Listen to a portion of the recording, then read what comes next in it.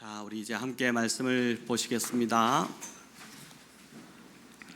마태복음 4장 23절에서 5장 2절, 몇 절이 되지 않지만 교독으로 우리 함께 읽도록 하겠습니다. 교독으로 읽겠습니다.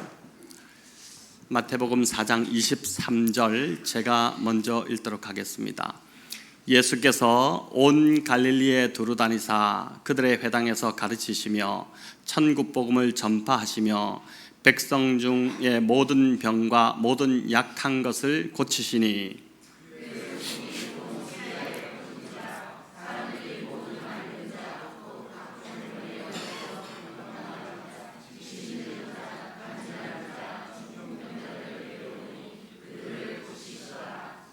갈릴리와 데가볼리와 예루살렘과 유대와 요단강 건너편에서 수많은 무리가 따르니라.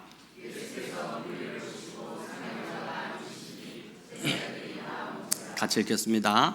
입을 열어 가르쳐 이르시되 아멘. 자, 8가지 복, 이런 제목으로 이제 오늘부터 팔복에 대한 강해로 한 2달 정도 금요기도의 말씀으로 함께 나누고자 합니다. 팔복을 아마 시리즈로 설교로 들어보신 우리 성도님들도 계실 테고 또 처음 들으시는 분도 계실 텐데 저도 팔복을 설교하기는 처음인 것 같습니다. 그래서 또 기대가 되기도 하고 어떤 말씀일까 또 궁금하기도 하고 그런데 이제 팔복이라고 하니까 어떤 분은 목사님이 새해가 되니까 하나님의 복에 대해서 설교하시려는 것보다 이렇게 생각하실 수도 있겠지만 팔복은 이제 그런 내용이 아닙니다.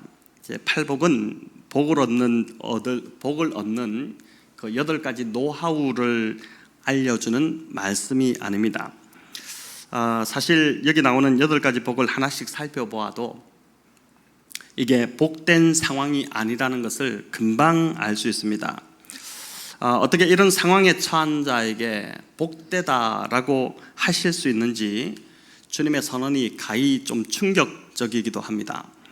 3절에는 보니까 이제 심령이 가난한 자는 복이 있다 이렇게 하는데 누가복음에는 이 부분을 심령이라는 단어를 빼고 그냥 이제 가난한 자는 복이 있다 이렇게 이제 너희 가난한 자여 복이 있다 이렇게 번역을 했습니다.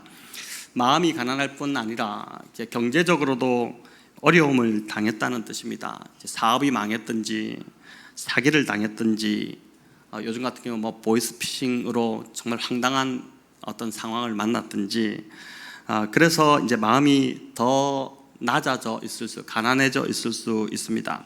세상 눈으로 보면 이건 복이 아니라 저주처럼 보이지 않습니까? 또 4절은 애통하는 자가 복이 있다 이렇게 하는데 사람이 언제 애통합니까? 좋지 않은 슬픈 상황을 만났을 때 애통하고 눈물을 흘립니다. 사랑하는 사람이 세상을 떠났다든지 집안이 망했다든지 그럴 때 이제 애통하게 되지 않습니까? 이 또한 복이 아닌 저주스러운 상황이라고 볼 수 있죠. 또 10절에 보면 의를 위하여 박해받는 자가 복이 있다 이렇게 합니다. 이 사람의 믿음은 가히 높이 살만하지만 이제 세상 눈으로 볼 때 이런 박해의 상황 또 이런 상황 역시 결코 이제 복스러워 보이지는 않습니다. 반면 보니까 이제 외경 중에 자료를 찾다 보니까 외경 중에 실학서라는 것이 있습니다. 거기에 보니까 이런 기록이 있습니다. 이 글을 읽으면 역시 외경이라는 생각이 드는데 제가 한번 읽어볼게요. 이제 정경이 아니라 우리 66권이 아닌 다른 외경, 이제 외적인 어떤 말씀인데 지혜로운 아내와 사는 남자는 복이 있나니 또 하급자로 일하지 않는 남자는 복이 있나니 진정한 친구를 찾은 남자는 복이 있나니. 왜 여자는 없고 다 남자는 하는지 모르겠는데 이 시대가 이제 아무래도 남성 위주의 사회다 보니까 미련한 아내가 아니라 지혜로운 또 눈치 빠른 아내와 사는 것, 그 복이지 않습니까? 우리 남성들 이제 그런 복을 또 갈급해 하시는 분들이 있을지 모르겠는데 또 회사에서 아랫사람이 아닌 상급자로 있는 것, 또 믿을 사람 없는 세상에서 아주 정말 믿을 만한 친한 친구를 사귀는 것, 이런 것이 복처럼 그렇게 보입니다. 자, 그런데 주님은 왜 이 팔복에 나오는 이런 비참한 자들이 복이 있다 이렇게 하셨을까요? 자, 이 8가지 복에 대해서 매주 이제 한 가지씩 우리가 살펴보겠지만, 오늘은 이제 서론이거든요. 팔복에 대한. 산상순이라 불리는 이 마태복음 5장에서 7장의 내용들은 이제 마태복음 5장부터 7장까지가 이제 산상수훈, 주님이 우리 산에서 이제 들려주신 교훈인데, 이 내용들은 이제 천국 시민의 삶이 어떠해야 함을 보여주는 말씀입니다. 하나님 나라 백성으로서 그 자격과 품위를 이제 이 말씀이 보여주고 있는데, 오늘 본문 4장 23절에도 보면은 예수님이 온 갈릴리를 이제 두루 다니시며 천국 복음을 전파하셨다 이렇게 합니다. 천국 복음을 전파하셨다. 이건 하나님 나라가 임했다고 선포하셨다는 것이죠. 그 나라는 이제 세상 나라와 전혀 다른 나라입니다. 그렇기 때문에 그 나라의 백성이 되었다면 이제는 세상 나라가 아닌 하나님 나라의 법을 따라서 살아야 한다는 것이죠. 바로 그 천국의 법이 산상수훈의 가르침이고 또 팔복의 내용이라고 할 수 있습니다. 구약시대에도 하나님의 백성으로서 지켜야 할 법이 있었습니다. 어떤 법이죠? 바로 율법이죠. 율법. 모세가 시내산에서 받은 계명들입니다. 출애굽한 이스라엘 백성들이 시내산에서 한 1년 정도를 머물게 되는데, 그때 하나님과 먼저 언약을 맺게 되죠. 이제 그걸 시내산에서 맺었다고 해서 시내산 언약이라고 이렇게 하는데, 쉽게 말하면 이스라엘은 이제 하나님의 백성이 되었고 하나님은 영원히 이스라엘의 하나님이 되실 것이다. 그래서 이스라엘 백성들이 앞으로는 하나님의 다스림을 받으며 살겠다는 그 약속이 있었습니다. 자, 이 언약식이 있고 난 후에 하나님은 모세를 시내산 정상으로 부르셔서 율법을 하사하셨습니다. 율법을 내려주셨죠. 그렇기 때문에 구약의 율법은 하나님의 백성이라면 어떻게 살아야 한다는 하나님 나라의 헌법이었습니다. 우리를 옥죄고 힘들게 하려고 주신 법이 아니라, 이제 하나님의 백성이 되겠다고 언약을 맺었으니까 하나님의 백성은 어떻게 살아야 하는지를 아주 구체적으로 보여준 게 모세를 통해 주셨던 그 율법이었죠.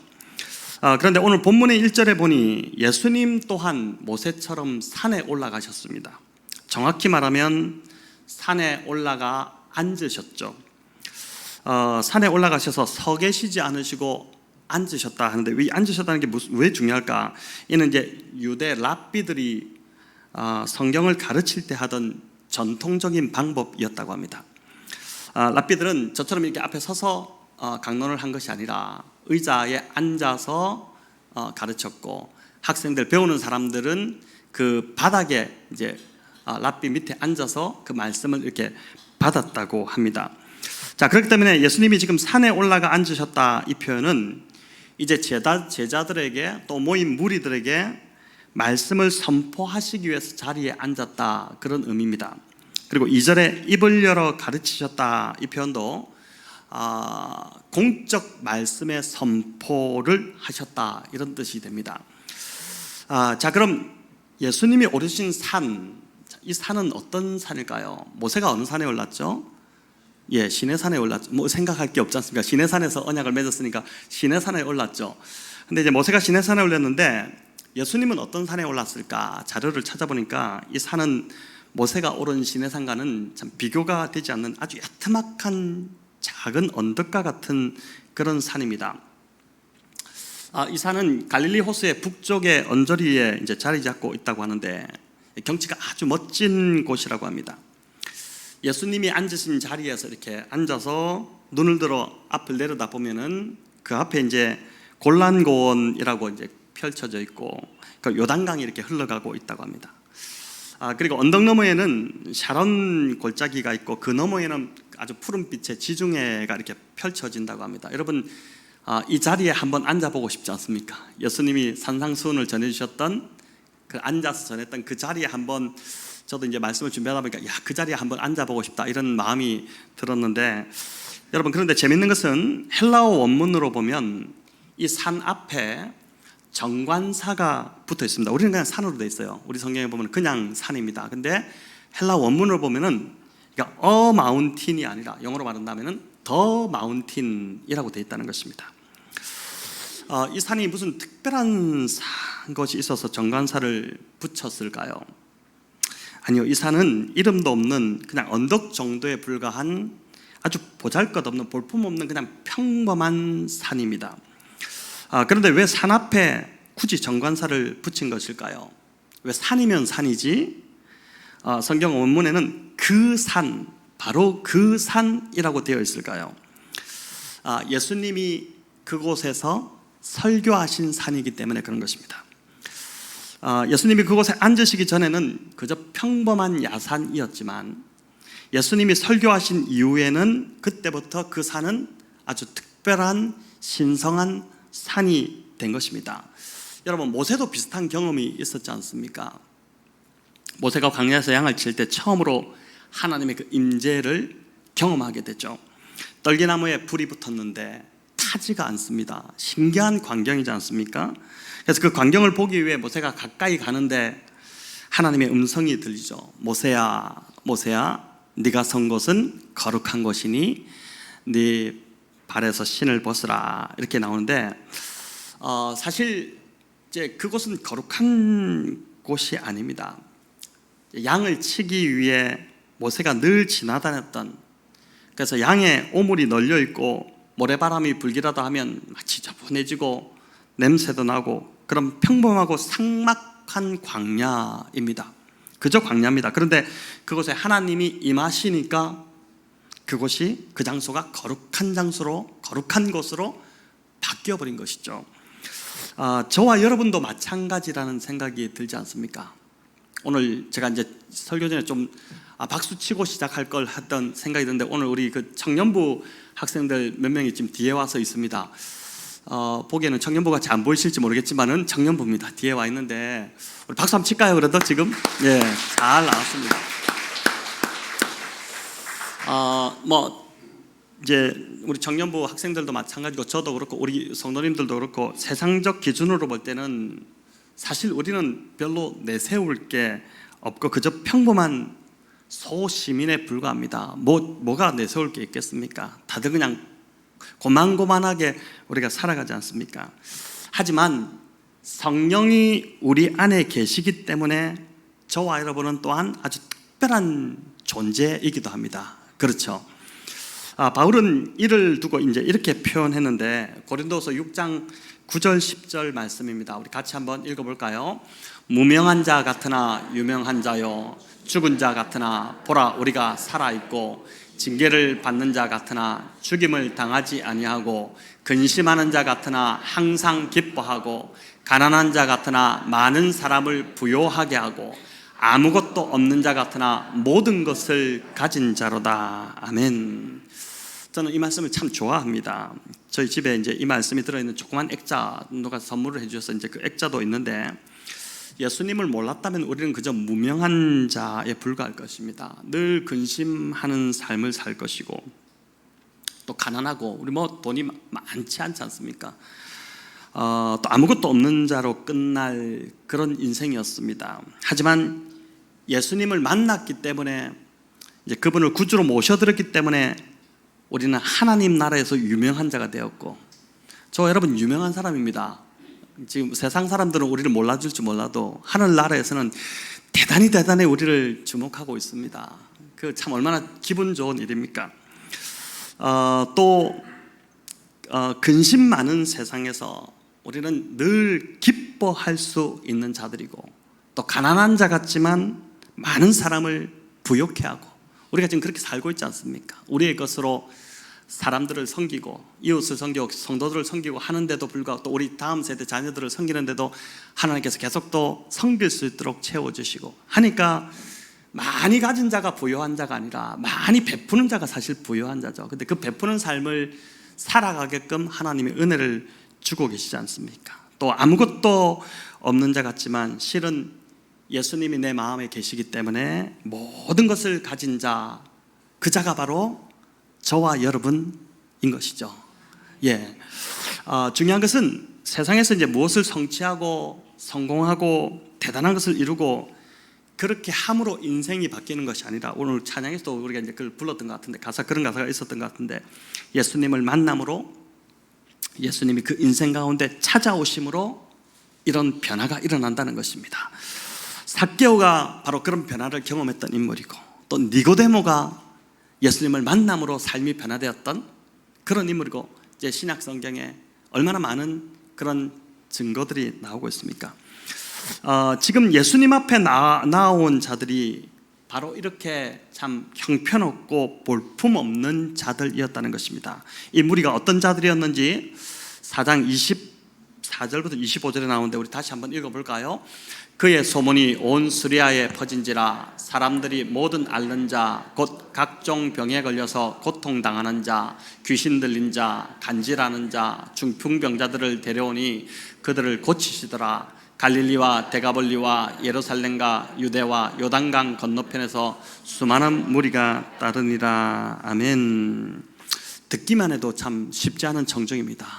여러분, 저희 성도 중에 귀신 들린 자가 한 분이 만약에 어디 잘 교회를 다니다가 갑자기 귀신 들려가지고 예배 때마다 소리를 지르고 막 뒤로 넘어가고 이런다면은 얼마나 참 힘들겠어요. 근데 예수님께 찾아온 사람들이 보니까 다 그런 사람들만 다 찾아왔는데 우리 주님이 다 회복시켜 주셨다는 것이죠. 여기 예수님의 소문이 다 퍼졌다 하는데 이 어떤 소문입니까? 무슨 병이든 다 고친다는 소문이었습니다. 그 소문을 듣고 환자와 그 가족들이 병을 고쳐보겠다고 다 몰려온 것이죠. 또 귀신 들린 자들, 간질하는 자들까지 다 몰려왔습니다.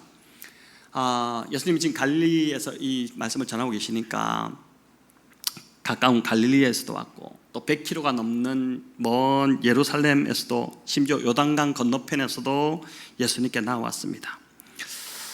주님은 이들을 향해 뭐라고 하십니까? 너희들이 복이 있다, 이렇게 선포하시는 것입니다. 너희들이 복이 있다. 하나님 나라가 바로 너희들의 것이다, 이렇게 주님 말씀해 주시는 겁니다.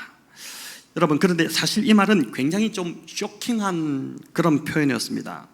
이 말을 듣고 있던 그 앞에 모였던 무리들, 그 환자들이나 그 가족들은 아니 우리가 어떻게 그런 복이 있는 자라고 말씀하시는가, 우리가 그런 자야? 이러면서 서로를 좀 의아하게 바라보았을 것입니다. 왜냐하면 예수님 당시에 하나님 나라는, 그 당시 이제 쓰여지던 그 하나님 나라라는 그 표현은 아무나 들어갈 수 없는 나라였기 때문에 그렇습니다. 하나님 나라에 들어가기 위해서 그 당시에 이제 종교 지도자들이 제시했던 5가지 기준이 있었는데, 첫 번째는 하나님 나라는 오직 이스라엘 백성들 외에는 아무도 들어갈 수 없다, 그렇게 믿었습니다. 오직 아브라함의 자손인 유대인들만 하나님 나라에 들어갈 수 있고 그 나라에 참여할 수 있고 하나님과 교제할 수 있다, 그렇게 믿었습니다.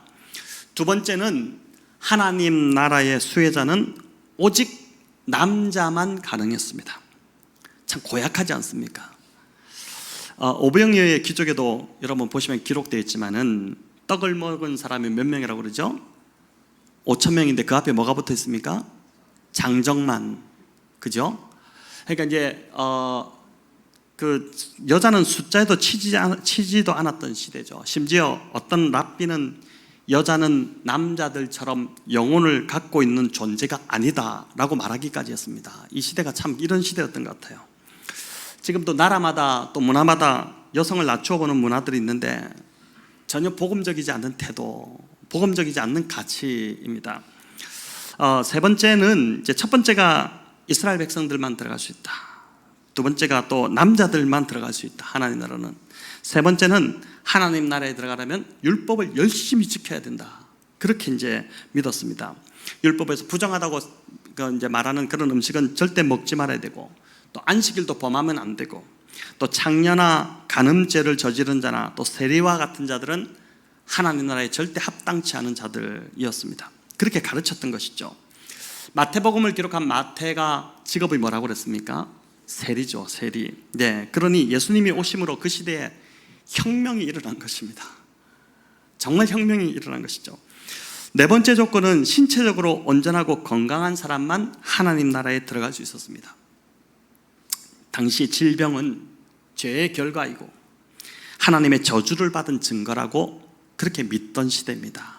1세기 예수님이 오셨을 때 사람들 안에 그런 가치가 지배하고 있었습니다.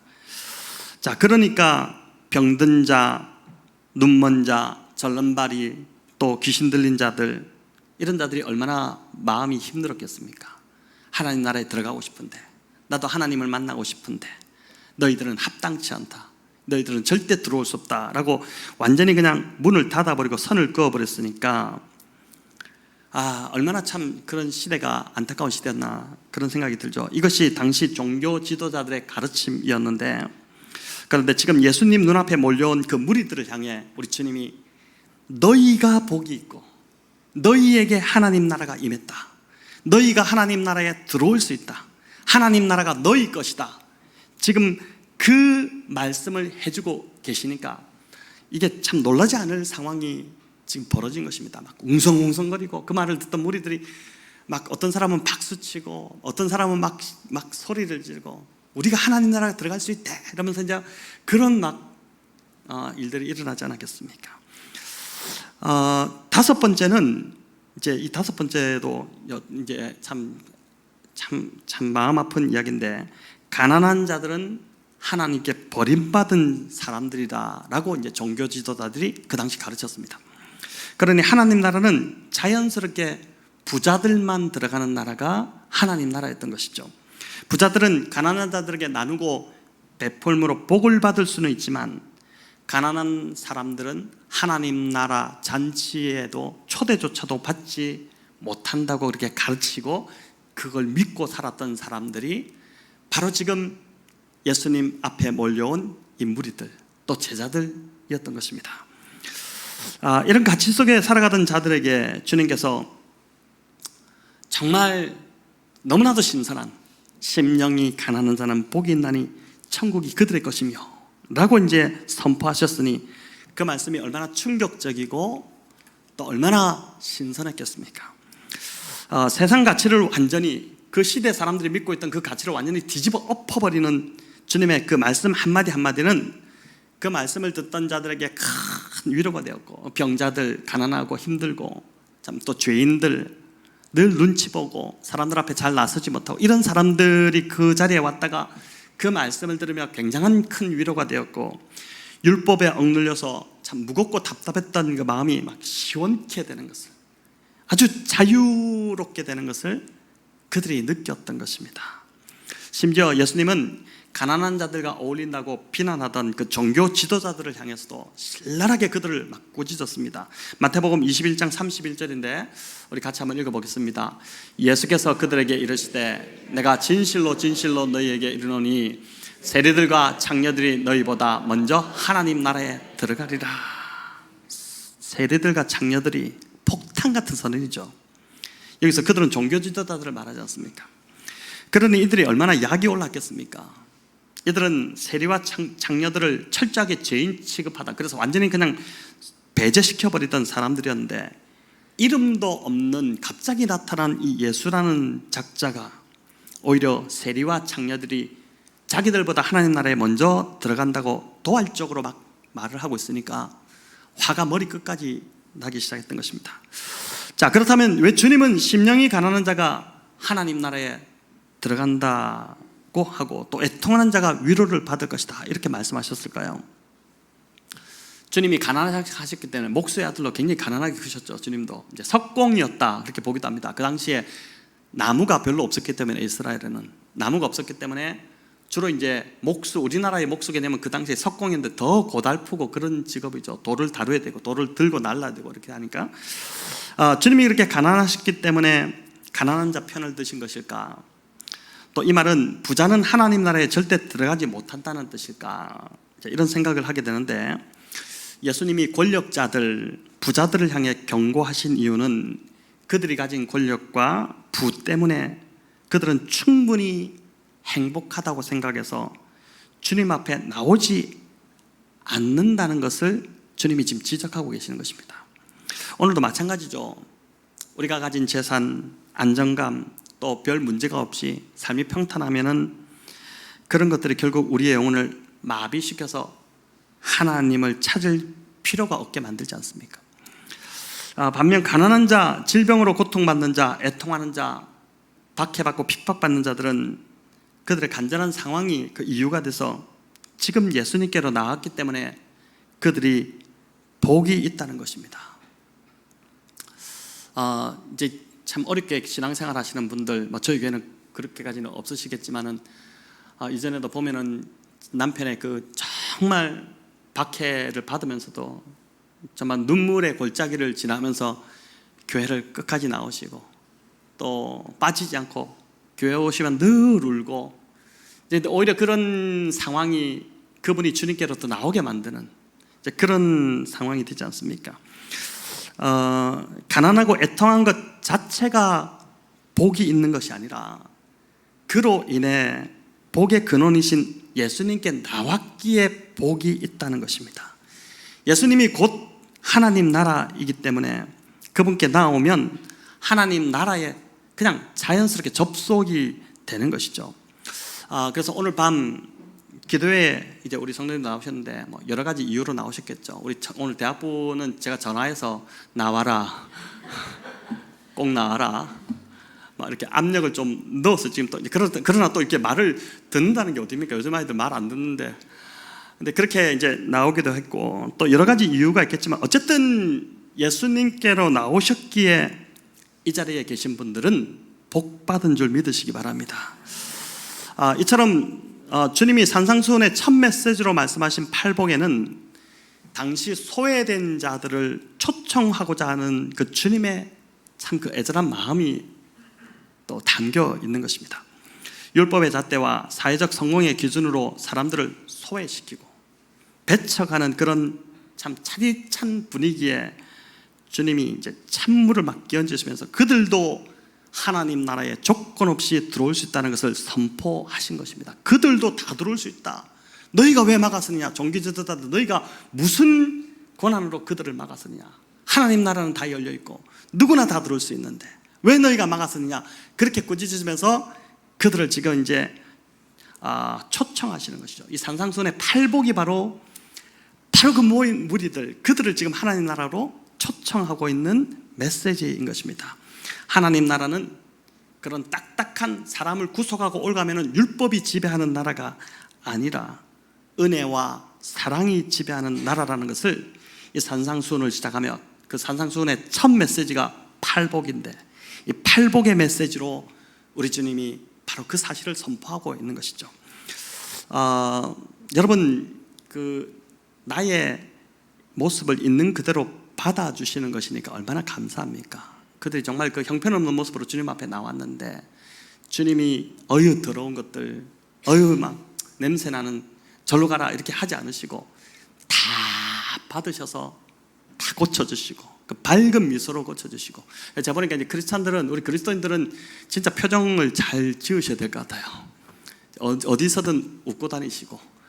이제 저도 이제 그렇지 않겠나 싶은데 함께 있을 때는 막 웃는데 혼자 걸어갈 때는 이제 막 온갖 근심 걱정을 다 짚고 이렇게 걸어가다가 이제 한 번씩 이게 보이기도 하거든요. 이제 여기 우리가 좁다 보니까 동네가 성도들을 한 번씩 봅니다. 가다가도 보고 이렇게 보는데 이제 참 그런 것 같아요. 우리가 좀 이게 정말 사람들을 대할 때에 그 따뜻한 미소가 너무나도 중요하다는 생각이 들고, 어쨌든 있는 모습 그대로를 받아주시는 것이니까 얼마나 감사합니까? 우리 남편들, 아내들조차도 때로는 이제 우리의 있는 모습 그대로를 다 안 받아주죠. 그죠? 그래서 마음이 섭섭하고 그렇지 않습니까? 난 좀 받아주면 좋겠는데, 나 이렇게 힘든데. 근데 아내조차도 나를 몰라주고, 진짜 주님밖에 없습니다. 마지막에 남는 거는 주님밖에 없는 것 같아요. 그러니까 주님이 다 받아주시니까, 이들도 주님이 지금 다 받아주시니까 참 얼마나 너무나도 그 자체가 감동이고 마음이 열리고 그렇게 되는 것이죠. 오늘도 세상은 어떻습니까? 편을 나누고 자기들끼리 배타적인 집단을 형성하기를 너무너무 좋아합니다. 자격과 조건을 늘 따지죠. 출신을 따지고 학벌을 따지고 뭐 학연을 따지고 이렇게 따지면서 그게 되면은 끼워주고 그렇지 않으면 철저하게 배제하는 것이 이 시대의 문화이고 모습이지 않습니까? 이런 시대에 맞서서 이 팔복의 교훈이 참 너무나도 따뜻합니다. 우리에게 주신 이 팔복이 이제 하나하나 살펴보겠지만은 이 팔복의 교훈을 그럼 오늘 서론에서 어떻게 좀 이걸 적용할 수 있을까를 곰곰이 좀 생각해 볼 때, 하나 좀 적용해 볼 수 있는 것은 이런 것입니다. 다른 사람들을 받아들이는 환대 문화를 계속해서 우리가 좀 만들어가는 것이죠. 주님이 소외된 자들을 받아들이셨던 것처럼 우리도 내 주변의 사람들을 받아들이는 것입니다. 여러분, 그게 쉽지 않아요. 그런데 사람들을 받아들이려면 어떻게 해야 될까요? 먼저 나를 열어야 됩니다. 그렇죠. 그것이 집을 오픈하는 것일 수도 있고 또 내 연약함을 드러내는 것일 수도 있습니다. 나를 열어야지 받아들이죠. 내가 꽁꽁이 나를 닫고 있는데 어떻게 사람들을 받아들이겠어요? 나를 열어야지 받아들이죠. 그래서 이제 지난주 목장 모임에서 QQ를 나눴죠. QQ가 이제 퀘이커 퀘스천이라고 해서 이제 퀘이커 교도들이 서로를 만나면 나누는 질문인데 크게 두 가지 질문이죠. 가장 따뜻했을 때 그 기억을 나누고 또 가장 추웠을 때의 기억을 나누고 그렇게 나누는데 아마 다들 잘 나누셨을 텐데 바로 그런 나눔이 나를 열고 다른 사람을 받아들이는 환대 문화를 만들어가는 시간입니다. 또 직장에서 평소 부담스러운 사람들 있습니다. 늘 좋은 사람들만 있는 게 아니죠. 또 별로 교제가 없는 자들 또 있는데 이런 자들을 먼저 찾아가 말을 걸고 교제하는 것도 그리스도의 마음을 닮은 환대 한 가지라고 볼 수 있습니다. 그러니까 매일 어울리는 사람들하고만 어울린다면 무슨 소용이 있겠습니까? 그렇지 않고 나하고 취향이 안 맞는 자를 오늘 이 말씀을 들었으니까 이번 주에 한번 찾아가 보는 겁니다. 찾아가서 이제 배척하고 배제하는 것이 아니라 이 팔복의 교훈처럼 주님이 나도 받아들이셨는데 내가 왜 그 사람을 받아들이지 못할까? 이런 마음으로 이제 받아들이는 것입니다. 여러분, 그렇게 될 때 그들이 우리 안에 있는 그 예수님에 대한 관심을 가지지 않겠습니까? 환대의 문화를 만들어가는 또 하나의 좋은 것은 사랑하는 사람들에게 시간을 내는 것입니다. 사랑하는 사람들에게 시간을 내는 것. 우리는 바쁘다는 핑계로 사실 보니까 저도 그렇고 가장 가까운 가족을 소홀하게 하기 쉬운데 자녀의 말에 귀 기울여 주고 그들의 삶에 관심을 가져주는 것 얼마나 뭐 다들 잘 하시겠지만은 저도 막 바쁘다 보면은 저녁에 문득 이게 또 애들 저녁 또 말 한마디 못 걸었네 막 이런 이제 생각이 또 후회가 밀려오고 그러거든요. 그럴 때 관심을 가져주는 것 이게 이제 중요한 환대라고 할 수 있겠죠. 특히 우리의 자녀들이 이제 우리의 바쁨 때문에 관심에서 이렇게 밀리고 배제되는 경우가 참 많지 않습니까? 이게 이제 또 하나의 우리가 이 팔복을 보면서 우리 안에서 좀 실천할 수 있는 하나의 적용이라고 볼 수 있겠습니다. 자, 이제 이 팔복 오늘 서론을 통해서 한 가지만 좀 더 나누고자 하는데 앞서 말씀드렸듯이 팔복은 복을 얻는 8가지 노하우를 알려주는 말씀이 아니라고 했습니다.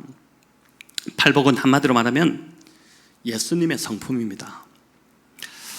그래서 팔복이 무슨 복이 있을까? 나도 이런 복을 좀 얻어봐야지. 이게 아니라 팔복은 예수님의 성품이라는 것입니다. 팔복을 그래서 어떤 사람들은 뭐라고 하냐면은 예수님의 초상화라고도 부릅니다. 마치 이제 모자이크처럼 팔복의 한 가지 한 가지에 예수님의 성품이 다 들어 있는 것입니다. 근데 그걸 다 종합해 보면 이 팔복을 다 하나로 딱 이제 꿰어 보면 예수님의 거룩하신 모습이 내 눈앞에 이렇게 나타나기 시작한다는 것입니다. 예수님은 누울 자리도 없을 정도로 가난하셨고 또 나사로의 무덤 앞에서 아주 애통해 하시면서 우시기도 하셨고 또 예수님 복음을 전하는 것으로 인해 종교 지도자들에게 박해를 받으셨고 또 십자가의 고난까지 다 겪으셨습니다. 주님은 이 팔복을 들려주시며 너희가 이 팔복을 묵상하며 이번에 우리 성도님들에게 저에게 너희가 이 팔복을 묵상하며 나처럼 한번 돼봐라 이렇게 좀 이야기하시는 것이죠. 작은 예수가 한번 되어보지 않을래? 그래서 우리가 이제 금요일 날 다음 주부터 이제 첫 번째 심령이 가난한 자는 복이 있나니부터 시작해서 이제 하나씩 좀 살펴볼 텐데 이걸 통해서 우리가 예수님이 어떤 분이신지 예수님이 어떤 모습인지를 좀 더 구체적으로 만나게 되고 그 예수님을 또 뵙게 되지 않겠나라는 기대감이 있습니다. 자, 그렇기 때문에 여러분 팔복은 대충 읽고 넘어가야 할 말씀이 아니라 철저히 자기 점검을 요구하는 말씀입니다. 바울은 고린도서 13장 5절에서 너희가 믿음 안에 있는지 너희 자신을 시험하라 라고 우리에게 말씀합니다. 같이 한번 읽어볼까요? 너희는 믿음 안에 있는가 너희 자신을 시험하고 너희 자신을 확증하라. 예수 그리스도께서 너희 안에 계신 줄을 너희가 스스로 알지 못하느냐. 그렇지 않으면 너희는 버림받은 자니라. 굉장히 단호하면서도 좀 이제 경고성 말씀입니다. 근데 놀라운 건 여기 시험하라, 너희 자신을 시험하라 나오잖아요. 그 시험하라는 단어가 문법적으로 볼 때 현재 진행형으로 되어 있습니다. 과거에 이런 은혜가 있었고 나에게 또 나에게 내가 과거에 이런 봉사를 했었고 그런 과거를 더 이상 들먹거리지 말고 신앙은 현재가 중요하다는 것입니다. 현재 너의 신앙을 점검해보라는 것입니다. 현재 지금 나의 상태가 어떠한지 시험해보라, 살펴보라, 자세히 살펴보라는 것입니다. 과거가 아무리 화려했어도 지금 신앙이 퇴보하고 있다면 큰 신앙이 병들었다는 것이죠. 그건 문제가 있다는 것입니다. 팔복 설교를 마치신 후에 주님이 이제 이 팔복 설교를 마치고 그 다음에 소금과 빛의 이야기를 하신 후에 주님이 불가능하게 보이는 한 말씀을 제자들과 무리들에게 들려주셨습니다. 그게 뭐냐면 마태복음 5장 20절 말씀인데 같이 읽어볼까요? 내가 너희에게 이르노니 너희 의가 서기관과 바리새인보다 더 낫지 못하면 결코 천국에 들어가지 못하리라. 여러분 이 말씀을 들으면 좀 절망이 되나요? 혹시나? 예수님 앞에 모인 무리들은 굉장히 좀 절망이 됐을 것 같아요. 죄인들, 세리들, 병든 자들, 문제로 힘들어한 자들인데 이들이 아무리 노력해도 당시 이 서기관들과 바리새인들은 정말 의로운 자들로 비춰진 의로움의 대명사 같은 자들이거든요. 근데 어떻게 그들보다 의롭지 못하면 하나님 나라에 들어가지 못한다. 조금 전에 팔복을 통해서 하나님 나라가 너희 것이다 이렇게 얘기해 놓고 이제는 또 뒤에 와서 딴소리를 하시는 것처럼 그렇게 들리는 겁니다. 그들보다 의롭지 않으면 너희 의가 그들보다 낫지 않으면 천국에 결코 들어갈 수 없다 이렇게 말씀하시니까 여러분 이 말씀의 의미를 바르게 알아야 하는데 이런 것입니다. 너희는 더 이상 서기관이나 바리새인과 같은 종교 지도자들이 추구하는 그 껍데기 의를 추구하지 말라는 것입니다. 그들은 겉으로는 의로운 척하지만 속은 회칠한 무덤같이 냄새가 난다는 것이죠. 겉이 중요한 것이 아니라는 것입니다. 외형적인 것에서 더 나아가 그 속이 정말 예수님 닮은 모습으로 바뀌어가야 한다는 것입니다. 그렇게 되는 것이 진정한 의, 팔복에 예수님 성품이 맺히는 거라고 이제 말씀해 주실 것이죠. 그래서 주님은 이 팔복을 통해서 우리에게 결단을 요구하실 겁니다. 여러분 이제 팔복을 하나씩 살펴볼 때마다 진짜 주님이 결단을 요구하시는구나 이걸 알게 될 텐데 팔복이 내용은 간단하지만 실천은 굉장히 어렵습니다. 예배 드릴 때 손 들고 찬양하고 소리내어 기도한다고 해서 하나님의 백성이라고 할 수 없다는 것입니다. 물론 대부분은 하나님의 백성이겠지만 그것 한다고 해서 하나님 백성이라고 할 수 없다는 것이죠. 디모데후서 2장 19절에는 누가 주의 백성인지 분명히 보여주는데 우리 읽어볼까요? 주께서 자기 백성을 아신다며 또 주의 이름을 부르는 자마다 불의에서 떠날지어다 하였느니라. 자, 여기서 예수님의 이름을 부르며 불의에서 떠난 자가 주의 백성이라고 그러죠. 또 야고보서 4장 4절은 이렇게 이야기합니다. 가늠한 여인들아 세상과 벗된 것이 하나님과 원수됨을 알지 못하느냐. 그런즉 누구든지 세상과 벗이 되고자 하는 자는 스스로 하나님과 원수되는 것이니라. 여전히 세상을 사랑하면서 교회는 나오고 예배도 드리고 예배 드릴 때 손 들고 찬양하고 뭐 다 하지만은 그러나 여전히 세상을 사랑하고 있다면 세상을 사랑하는 것에서 손을 떼지 못하고 있다면 하나님의 백성이 될 수 없다. 그 이야기를 합니다. 또 고린도서 5장 17절도 분명히 말씀하죠. 우리가 잘 알고 있는 말씀인데 한번 암송할까요? 그런즉 누구든지 그리스도 안에 있으면 새로운 피조물이라. 이전 것은 지나갔으니 보라 새 것이 되었도다. 네, 이렇게 말씀해. 성령으로 거듭난 자는 이전 것을 붙들 수 없다는 것입니다. 이전 것은 다 지났고 우리가 새 것이 되었기 때문에. 또 요한일서 2장 15절도 이렇게 말씀합니다. 이 세상이나 세상에 있는 것들을 사랑하지 말라. 누구든지 세상을 사랑하면 아버지의 사랑이 그 안에 있지 아니하니.